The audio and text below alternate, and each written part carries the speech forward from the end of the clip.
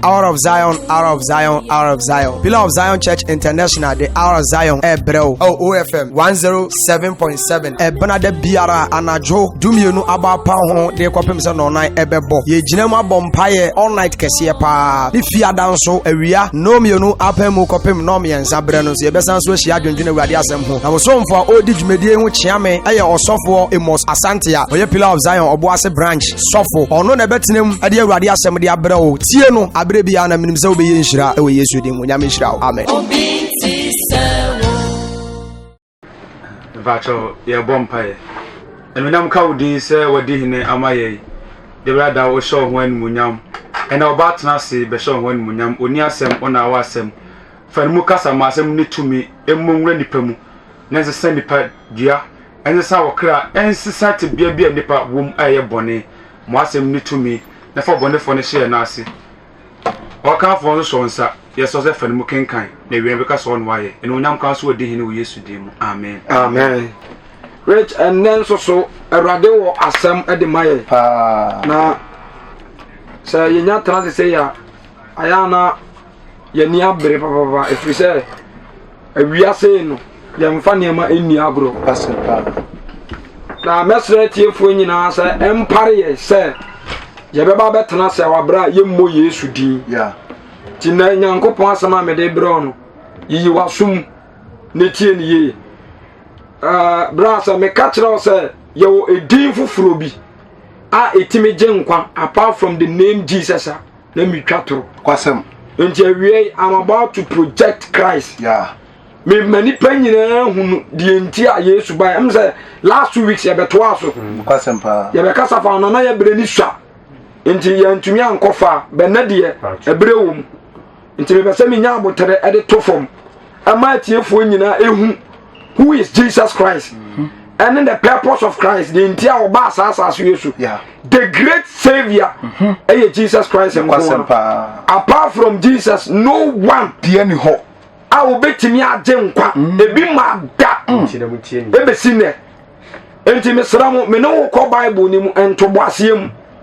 before ye benya Satan no na ye fra no Lucifer and so no ma serenfo osoro na ote oni nyankopon na nete na asomodinti ane ya to ne ba asase wesu pato muntie miye Bible sa wo kan edin bia wo be hu Bible mun e wa asekere kwasem including nyankopon din do oyusu no e bia wa asekere enti sa ye bo Jehovah e wa asekere ya kan God e wa asechere ya kan Yahweh e wa asechere the time I hear to say time ba asase we so no Lucifer no as a sign and e be fa Satan Satan that is the fallen archangel and ya me pese obi di Satan be compete nyankopon say opposite of God e Satan it's never true opposite of God e God because Satan oye nyankopon akwa ne somfo ofre no se o mra me som no ana oya asodi tia no ana ono aton wa panish no na secret wom de jama ko fa free atiri sa no me be ka asem pa kire on de secret wom ni say ya pam ni free heaven no ya man any option so betumi asan nyankwa biem but o mu temi ya man any option say Satan osatira na adwena ye beje no ebi ni ho ti Satan ontimi satira na adwene ontimi oya yiraba complete oni nkwa time a oba na nye onu nkwa na bae osane abofu obi ana bae aya from subordinate odo mo ba asase so mo ba be operate on say afi kwa wiye say aya mo study saburo nya ba bia ya safini kwa wiye accident ahodo enkwanhia ahodo eniama ahodo ekoso ni nyina ne say saahum na Bible say ebi be ka wiem ebi ko motan mu ebi ko asasim ebi ko nsuase ebi ko nnuam ane wo de akotena nipam na saahum no enya nhum nyina na timitena nipam kwasempa muntie miye ye wo nhum bi wo ho enipadua no entimi ntenam te sabe tenam a asai nipadua no aburu nipadua no so te sade wode ade egu boto a ade no so kire boto no na upia so na etete ade na betete ya enti edam to mi say aburu nipa so ti betena nipa ma asai nipadua no complete ya amen and amen amen the time I to Satan ba asase we so no anu hunu say ba bi biara Awurade bebu nipa no bia no emra ewo ho said the heaven above on nye do bia pe no oye na emom de Awurade pe ane de o sew ana oye ba onu na ntimi antia ni so nti na ye to ne ba asase we so a ya fra no saifo wudifo kromfo ane torfo pato mo ti di na me boy saifo ya wudifo difo kromfo ane ade bay otorfo ni din no ya me de bakika sampa atero sa din ni nyina bra ye to na ban ane de ma no wasa ye dadafo di ba konso no oye dadafo na de bia oyem onam na da so ontumi nyina enokra so ti nipa bia oye terkes oye na dadafo no uye Satan complete simu na ba enti the name Christ Jesus din ye de man no he came to salvage betenkwa obasa oba betenkwa enti mo study day 1 ayawu Yesu ekosi da ode koye baby of fire be asumbiesi baby of fire be our chairby chairby asem bia okan bia so oye asem bia Yesu kan oye ha leaders aba samo say ye o leader ofro bi obetimi aje nkwa mo nkyere me leader ban na wu ya otimi sore bia ni ho why leader ban de bia ni ho no one ebi mada ebi mada ebi so ma biem kwasem ba sound aya na nipa ya haya ho too much at the time of Satan ba asase we so no Bible say announcement about say osoro ane mo amutitim no mo ma mo bonto mo yam na epo ne asase nya de enie de entia Bible kasa ya no de epo be hyem no epo wei ana kire say ya wo asase so epo any heaven enti no ka say oso ni asase betwam ba me nsam de entwam enti no ka say me hu kuro foforo bia esane sa kuro no epo eni ho ya sama study revelation na ogbo so say sa kuro foforo na ye kom de epo nya de enti omo mu tete say e betra asase we so no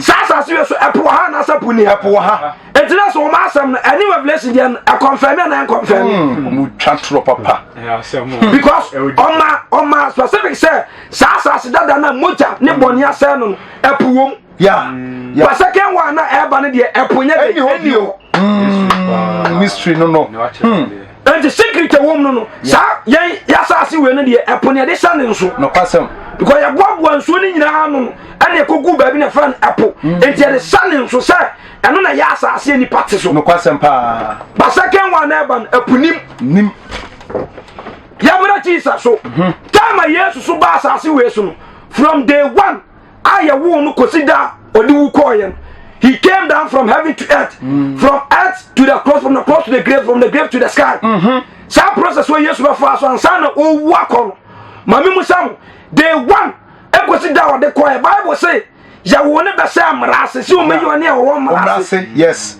ya wo ne be to bonim so o me ye mfiri bonim pato mu tie enti dada fo ne kronfo wudifo ne yeto ne ban na tuma odi wasasi so ne sei na tuma odi ne sei wa wie ni pa bebre wa sai bebre wa ma bebre abodam ana wasaka apusu sam etie nyankopɔ visa omuno that's why yourself one pa nation me is serious ba o ka apusu sam etie nyankopɔ Satan enti nipa bia owa kokuduro a wotimi sine bo aka abusu sam atira Christ na ya fan antichrist yes the meaning of anti is against Christ they are against who Christ Jesus baby we wo free no me dey cancer ko be jiri wo enti obi o ka abusu sam bia against Christ complete yeah Bible na be tiram straight work ba hello hi o be tiram straight enti same mintin nisa yesu ye nyankopon a me agensi na na se me agensi me agensi no mintin nisa otimite yase obi kan kwase asem bi se se okọ heaven na se yesu ene bebu atan a obe sign na chi wa asem bi a o jan a wo ka obe sign na chi John 5 obe sign na chi won se eni baya na ya mobo ja mobo obe sign na chi o ma yesu mu na tenda abusu sanka se Yesu of our now no heaven ya say I wa ma ha no ha no say wa ma heaven ha yesu afa muntie ebra yesu bewu no enkom sa o say anytime o kwa asemia no so no ye kon Luke chapter 23 Luke chapter 23 obi amfa the Bible Luke chapter 23 verse number 37 Luke chapter yini makuma me Luke chapter 23 verse number 37 go 33 o say na woduru ba bia wo fro ho ni ti so no oduru ba bia fro ni ti so abra akwakobo Yesu asemia mu no muntie de turo me di kaka so obi a ya san asemia so ya dome no kwasem ayampa Yesu oba se oba beti ne bonyefo muntie asemni oba beti ne bonyefo enti bra ya akwakobo na asemia ni mu asem bi si wo ya eno na me pesa me ne kate ne panyina na yehu the meaning of sad de ne si ya enti oduru ba bia fro ni ti so no ko say ehon no sene no ene ne bonyefo no eho ana yesan Yesu ene hwan mu ne bonyefo no ne bonyefo omu yetu ya oba ko ni nifa Bible aka boni a he's talking about Satan ya but talk to them make no kwasem pa boni ye Satan boni ye wiase ana yan ya betina wiase mu ana ya be fa wiase adamfo enti Yesu ya dane boni ana se ye nane ene bonyefo ya dane boni hello hi Yesu ya dane boni enti wase ba bia Yesu ya san no ya san one ne bonyefo ya na saa ne bonyefo no mu yetu oba ko ni nifa ana me betro ba ko won right na oba ko ni benkum ana ba ko ni bonkum ni Yesu ka say your one right no ejina o ma enipa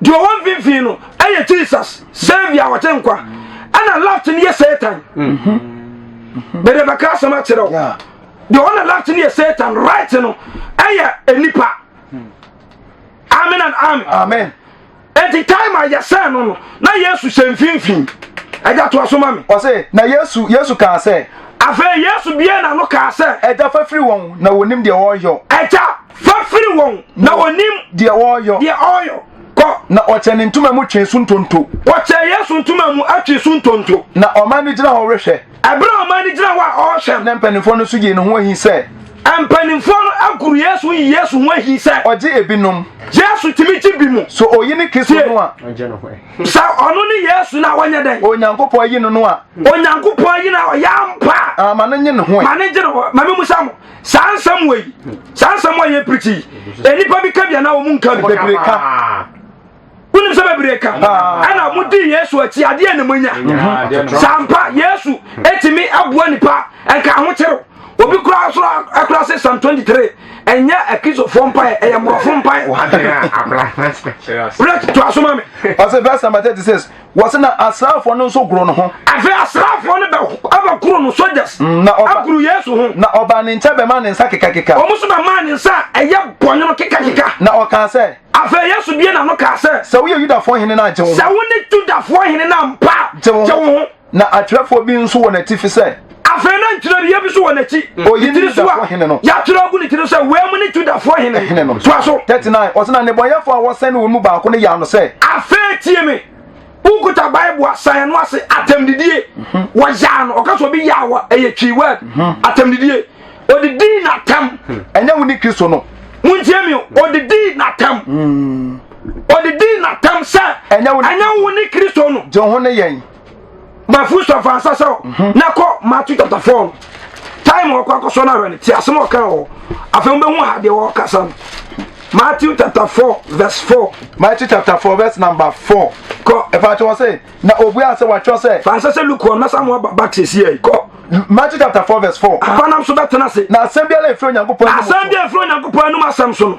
Wa so nsam de no ko okrokunkun ne mu. Afa bonsam de ne ko okrokunkun ne mu. Ne ko ja solifin netifi. Ode ne ko gina solifin netifi. Na ose no se. Ose ne se. So ne Nyankopon ba no. Sa wo ne Nyankopon ba na. To won twene fam. What? Hello. Hi. Once I said was kasa kire no no. O di ayatamidi o. Yes. Sa wo ne Nyankopon ba na. To won twene. Wo ya isam sa wo ne Nyankopon ba. Wo ya isam sa ya wo ne Yesu atenkwa. Wo ya isam sa wo ne Nyankopon de ya. Nyankopon so tumi ade nyina ye. Na me firi so no ba hwe fam a ohu. And say ya ampa to ho. A twene fam. The same person die di asanu no so waka. Sabla look no. Wase na asa wase na ne boyefo na wase ne ba ko ya no. Ne boyefo ne ba ko di na. Ene woni Kristo no. Sa wo ayampa sa woni Yesu na. Jon ho ne yen. Jon. Sambo ho. What are some no? Say ampa jon ho ne yen hwe. Ana asodi ka be katen say sa woni Nyankopon ba na dan obo pa no to ho ba twene. You say the same word. Sa woni Nyankopon ba na ene jon ho ene yen. Na ti yen bi. Ahantan kasa. Yeah. Abususam kasa. Anu o kasa che Yesu that time afi to aso. O say na oba kuno bia na no ka. Afi ba ku bie na no. E ka na ni. Anu ka na nim say. Won so Nyankopon. Ha. Won suro Onyankopon. Sa wo afobo ko yi ma. Na sa ba ku de wotidi sa wo Onyankopon na so onyi. Wotidi. When wotidi sa wo Onyankopon. And to be a onyi Yesu ni sa wo Onyankopon, he can never be saved. Onyankwa. Simple. Interfere respond by. The ojitum say Yesu Onyankopon asenu so. Ti asema Yesu ka tell. Na yen de afa yan de etene pepepe. Etene pepepe. Na yen de ese yen ne yen. Na de ese if say Bible say bone akatua ne de ene owo. Enti ye de bone no yedi. Ya ya so den African of Eden apam ye. Ya bone na am ya basa se kwa so. Ya bone na ama ye bre. Ya bone na ama ye won twetwede. Na we die. Na we die. Onya mfonso ade bia. Onya mfonso ade bia. Na ka say Yesu. Afa wa ka say Yesu. So bo hini mu akai me. Sa wo ya da ya. Okuwa hini mu a kai me. Na okache no say. Afa wa ka kire ne say. No kwa me say wo say. Anu kura me say wo say. Na obeka me paradise. And na wo ba kam wo he. Paradise ho. Paradise. Ah. You ba fwentie. Afa ko John chapter 10. Me ka so ma kire o. Enti ho no sa kwa na o ti Yesu di ya say. We Nyankopon no timi te nkwan. Where do ka tell ne say abrante asemo wa kanti. Enne odobani achaw. Enipa nyina nim say krono nti na asase ne Yesu. Awudi enti. Bra mentai awo paradise. Mete wo nkwa. Yeah. Na momia hwe senya sa Satan eye jiraba. Na oni nkwa rich ejna mini for say here. Yeah. As timi bonkum. Yan ya tia begu prison. Munche ne yo. Yeah. Ana Isaac be Richard be na kasa asem way just a second Sarah de kwa ni makan ampa me se makai o and ka Isaac dey no so ye Fast na. so onya yaba so onya yaba Satan want me satira Yeah. oni nkwa what did I make am Papa. and ko be no so ye ni aja me so fa me so. me mo bona me so jimi bi Yeah. bono de abususam no obekure ma kosi se wiase be sai obekure ma kosi se ye de ne beto atamwom obekure enti ono so o convince nipa what is enti and if na fa kwan so no de wia de no wo Yesu ni fa so enya ne ma ne bo me ne yesi onya ne ma ne ba sa what do you call it na hiniam Yeah. enya ne sai na koduru sa pempen so no Jesus. what is some make enti ono Satan o ye yeraba ontimi nyankwa No kwasem. ontimi satira da ko sa Yesu beba Kwasem pa. that's antichrist people omule baye ni pade yeni a ya to bani mu no adwen satira wo ye de emaye hallelujah Amen. afere ko John chapter 10 John chapter 10. John chapter 10 verse 10 Verse 10 was no reform ma. tie afi oboni ma me yesa so o kire o ma no ma sa asenu so de oni bonkum no nipa ko a oye Yeah. hello Hi. ento obebo say first o before Ma. oma This will be wia. first this will be Na wia wakum no wasai. na wakum Na wasai. na wasai Media me buy. afi no wa jampa ba 11 no 10 10 on abra 11 10-11 wɔ sɛ mene odwanhwɛfoɔ pa no afei mene odwantwɛfoɔ pa odwanhwɛfoɔ pa de ne kra to ɔma ne nti odwantwɛfoɔ pa de ne kra to na enti de nti a yesu wa asɛnnua so ne sɛ wa sacrifice ama de wɔna right sɛ saa kwa ne mfa no so ntimi mɛsene nkɔ hefa heaven because yɛte wɔ ne left ni nyinaa bom Satan akidnap nipa bebrebe wakidnap bebrebe wamabi adane awudifo wamabi adane akromfo wamabi adane amrobes ensanomfo adwamanfo enti wono mu nyina na nambom ya ba ono oninkwa ba wono akidnap no de se woni ba ho so na wo confess wo can just say word say rade me born me better than my child you will be saved. Amen. Amen and amen. Enti do I want what kind or tira Satan nipa ko a oye wifo enti won say ba ko yi okromfo ana ba ko yi udini ya tini enti saa ni su no anu bi no de bi ma akwa no mo so da ye awudie ana ba ko so koye de ba de kromfo what am I saying? Enti saa time owifo Oma, this will be we are no kum. He's talking about Satan. Amen and amen. Afeyanko Bible nim. Sako 2 Peter. 2 Peter chapter 2 verse number 4. 2 Peter chapter 2 verse 4. Was no that's when Yanko I was saying be Satan na so biem. Baby am 24 no say be sin so biem. Ekwan ya fa so a enipa ni bia awon ni bi na agbofo ni bia wo ma hira de no ma gusum no mu nam so eye adwuma akopem so benye nipa ni bi ya eno na anu obesi so obe confirm ya ma nyina asa hu se de o kasa fa no eye Satan kwasem ba wo na wanya se be ye dwamanfo kromfo ni de adwen satira ho ma bo no amu de ontimi satira ontimi nkobi onu amu ontimi satira Ajayan koma me. Wasi na se Onyankopon ankra bofo ye bone no. Afe first one wasa ba Satan so. Se Nyankopon wantimi anu o man tra heaven. Nemu wodi sum ka bia homa chechire. Wantimi no man tra heaven nemu wodi sum ka abro mu ye bone no.